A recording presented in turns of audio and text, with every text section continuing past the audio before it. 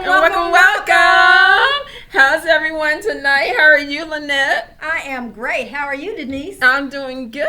I'm hot as fish grease, though. Yeah, and in case you didn't know, welcome. Yes, we're going to insert it right here. Her in that white gown. It was beautiful. I was so surprised that it wasn't removable or that it wasn't a jacket It wasn't or something. a two-parter like that. Exactly.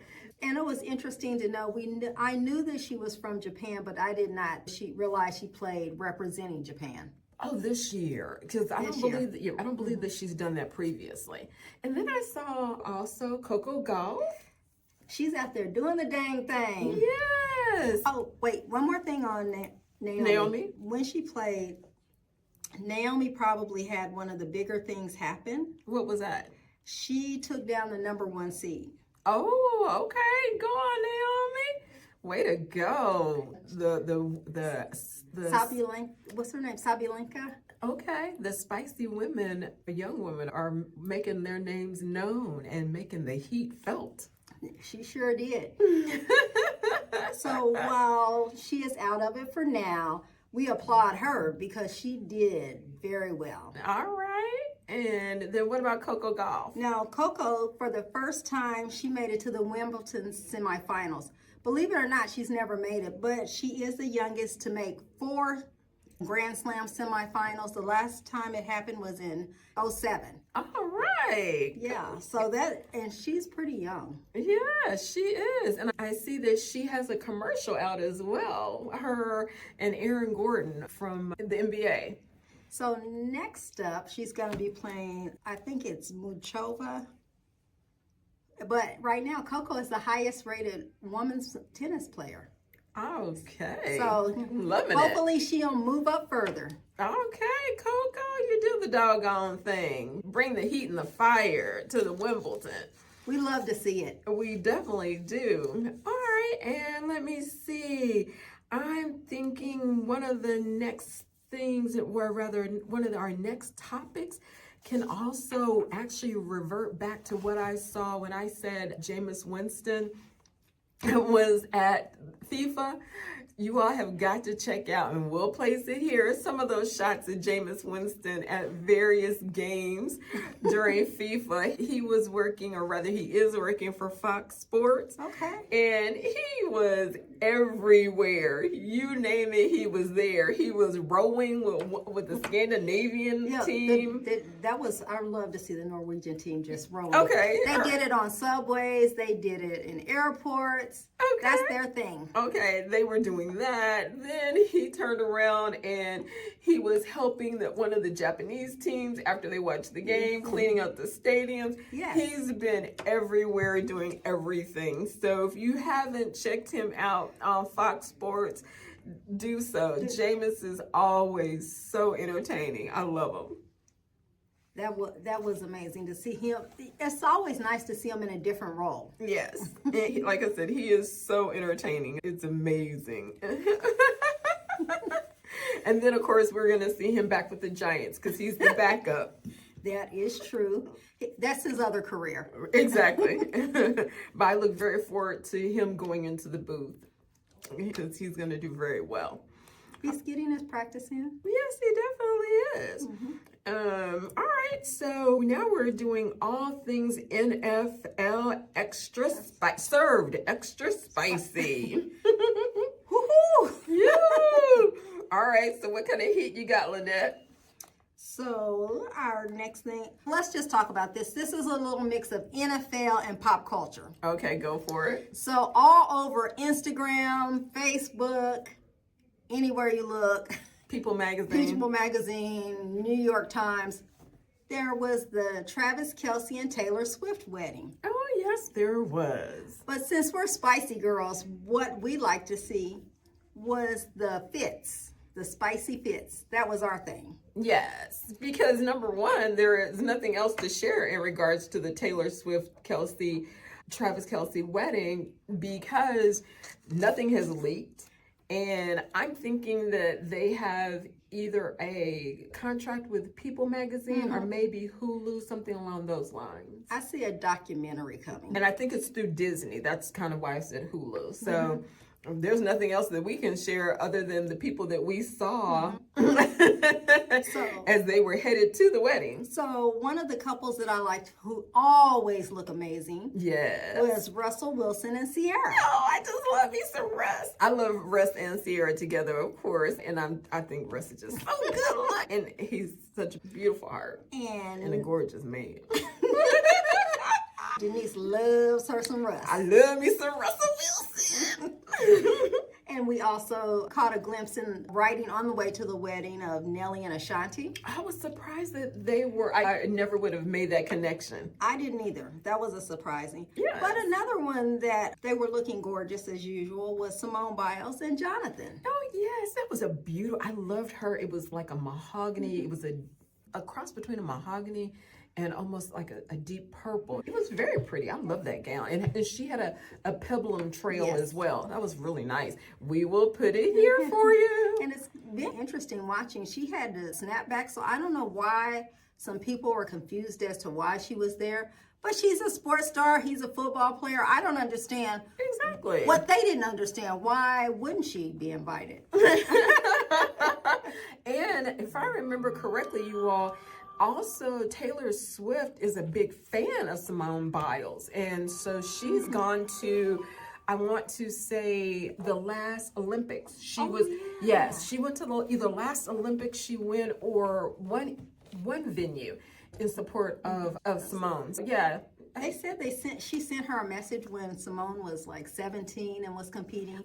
That Taylor has sent her a message even way back then. Okay, so y'all need to see, that's why we're here, to educate you so you'll know. Because people, it wasn't your wedding. You didn't make the guest list. Oops, did I say that? We can crack each other up sometimes. Yeah. And of course, we saw plenty of Chiefs players there. Yes, of course. And they were looking very dapper and handsome. All the time. Yes, so they did. We'll drop more photos, so have a look. Exactly. All right, and what is our next topic or sports to cover today? I think you all, since the NBA just wrapped up, I think we should go deep diving into the NBA. In case you all are unaware, we are now going to give you a little bit more spice, right? Some spice and tea. Not any tea. No, it's no tea. It's some some spice with a little education involved. There you go. In regards to number one, what is continuing to come out regarding that Jaylen Brown contract. Correct. And the reason why he was traded, and I want to say with great urgency, he was traded. And it all has to do with, of course, money. That trade was with a shocking amount of speed. Yes, and it was haste. so persistent. When the Milwaukee Bucks weren't able to match Boston, then it was, we're going to continue to deal him. It's okay, and it wasn't as if he was wanting to be dealt, or that he was happy. Exactly, or that there was. I believe that he was, and that there was any tension between he and Deuce's father. What is that young man's name?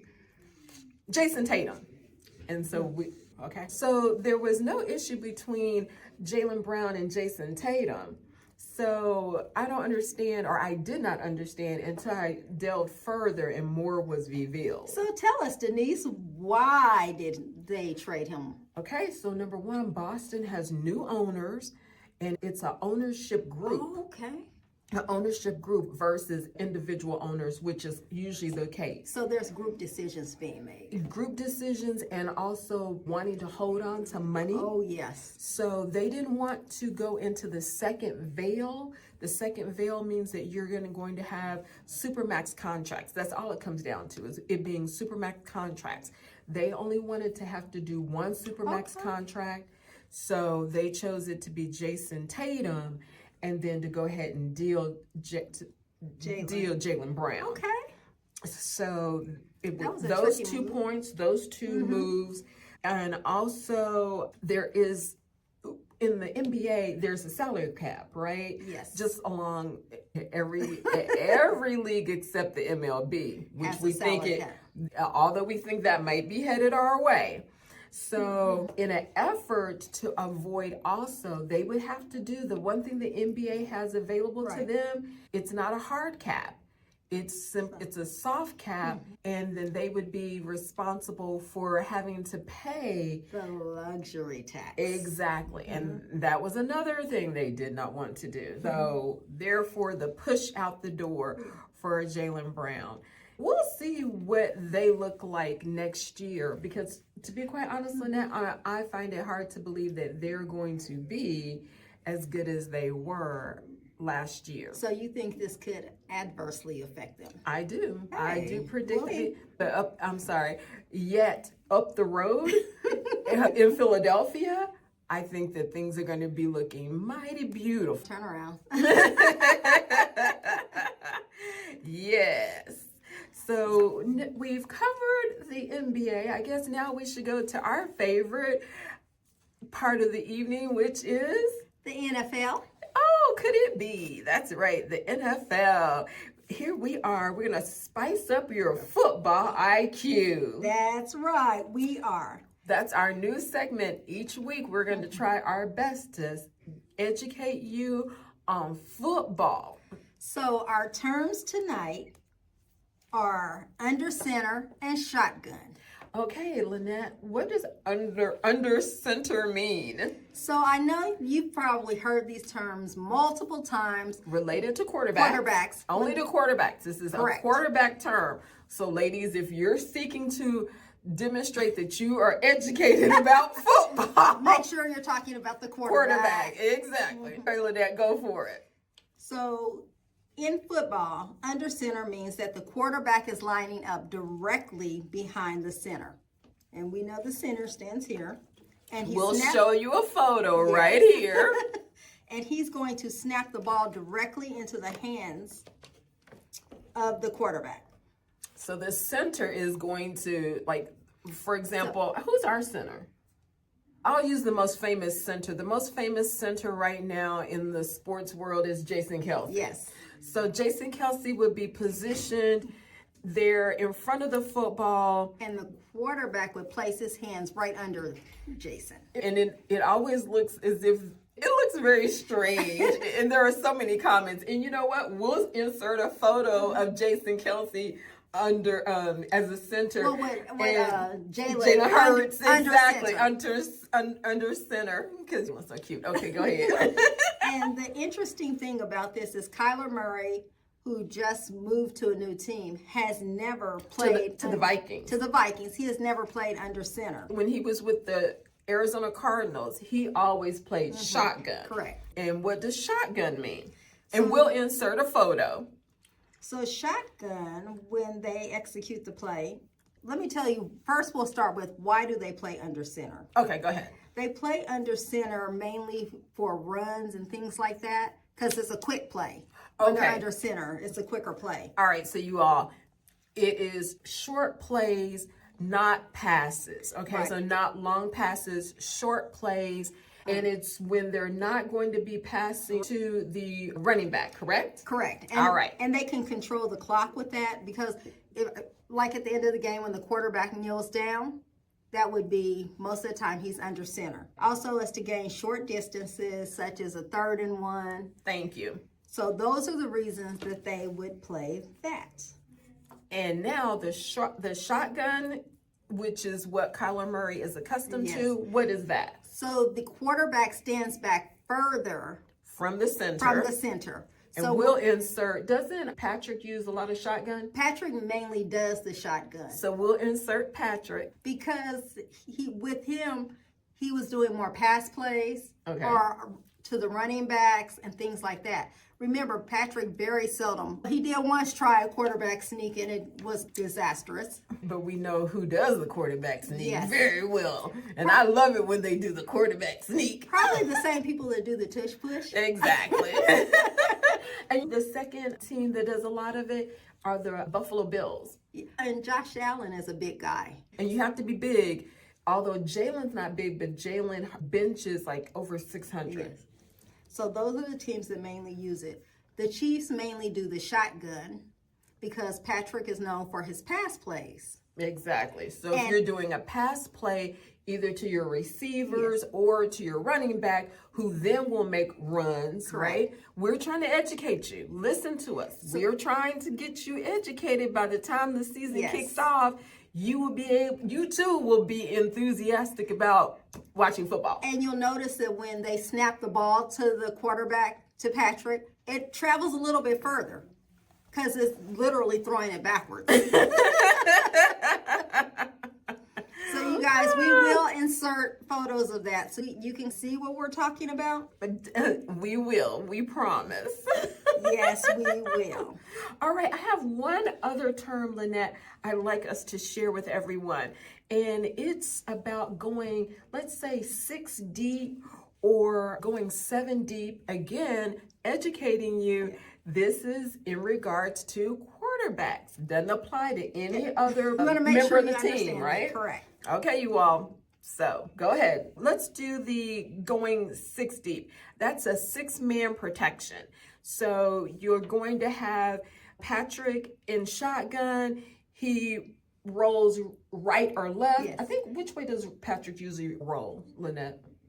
See, I'm trying to picture it in my hand right now. Okay. It's Patrick, so he does both sides, but I think he primarily goes left. Okay, so then he'll roll left, and those big guys who are super duper big and you wonder what they're going to do, that's his protection. That's his offensive line. Correct. So you can have, and they're usually, I can't remember what I was watching on that, and they said they're usually corn-fed white guys. Oh, you mean Creed, maybe? Exactly. Yes, Creed Humphreys for us. Yes. So that is a part of our offensive line. So you can be 6 deep, or you can be So when it's 6 deep, that means all 6 players are blocking Patrick, the quarterback. Whatever yes. team that you are rooting for us, it's the Kansas City Chiefs. Yes. So those are our offensive players protecting Patrick. So that's either 5 offensive players plus 1. So there's 5 linemen, I should say. 5 linemen plus 1. And the plus one can be either tight end, so it would be Travis, or it could be a running back, for example, such as Kareem Hunt. Yes. Okay. The downfall on that is it's less men downfield to catch the ball, though. Meaning there are fewer receivers. So for us, an example of the receiver, one of our receivers would be Xavier Worthy, Yes. or our young man, Rashid Rice. Because if your tight end is blocking, then they're not in position to be a receiver. There you go. Excellent. Thank you, Lynette. Okay, so we've given you what the 6-man protection looks like. Now we're going to give you what the 7 deep, okay? 7 deep, going 7 deep. Yes. Or the 7-man protection. Okay, so we have how many offensive linemen, Lynette? It's 5. All right, and then who do we have the rest of that line? We mentioned it could be the tight end joining in. And we have Gray, he's a tight end still with Kansas City Chiefs. Yes. Okay. And during that play, when they need 6, it's like giving the quarterback a VIP section. Giving him some options. Yes. We're talking about when they want to go deep, but he needs more protection than normal. So we may see more of this when Patrick's coming back from an injury, that he may need more protection. So don't be surprised if you're seeing 7 deep. What did we tell you? 7 deep. Yes. Don't be surprised if you're seeing that. And mind you, ladies, if you're able to point it out, then your man or the folks in your lives who are football lovers are going to be definitely impressed when you say, oh, it looks like they're doing 7 deep. Trust us. Denise and I have been watching the game with a room full of guys at a venue. And they're impressed that we know more than they do. We will insert the photo of 6 deep and 7 deep. Okay? Yes. So our last segment of the night is, you guys might have noticed, we try to educate on our show as well. So this has been a very educational show. We've talked about the NBA veil. We've talked about offensive plays. Now we're going to talk about The NFL history, spice and legacy, the flavor of football. correct. Who do we have tonight, Lynette? We're doing a little different. It's going to be the first Raiders coach. Oh, now, I don't know if we can do Raiders because we're in the same division, but what do you say? Let's do it. Okay, y'all, here we go. Again, we just want to educate and be fair. And we are again providing you the flavor of football. So the first Raiders coach, he was a Hispanic man out of California. All right, Tom Flores. And what did he do with the Raiders, Lynette? Tom Flores was a prominent Latino figure in NFL history. He was a starting quarterback for the Raiders in 1960, their inaugural season. All right, go Raiders. That's the only time I can root for the Raiders. He later became the Raiders head coach from 1979 to 1987. He had a long reign there with the Raiders. That's He sure awesome. did. And he led the Raiders to 2 Super Bowl championships. I don't think the Raiders have been to a Super Bowl since then. I'm joking, Raider fans. Don't hate on me, Raider Nation. I'm joking. He became the first Latino head coach to win a Super Bowl. Awesome. After leaving the Raiders, he became the president and general manager of the Seattle Seahawks, That's amazing. making him one of the first Latino NFL executives that held both titles. And I can't remember anyone who has been noted as a Latino to hold that title since Tom Flores.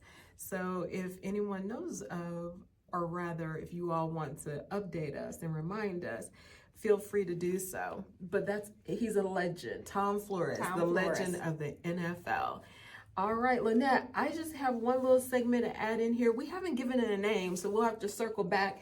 But I've had some people who responded on some other episodes to me. Let's go. And one of the ones is my godfather reached out, and when we were talking about the segment on the young white girl who, Oh, yeah. reached. Okay, so basically it came down to, he was just sharing that being a leech or a gold digger, that's what it is. Being a gold digger, it doesn't have a color attached to it, which it doesn't.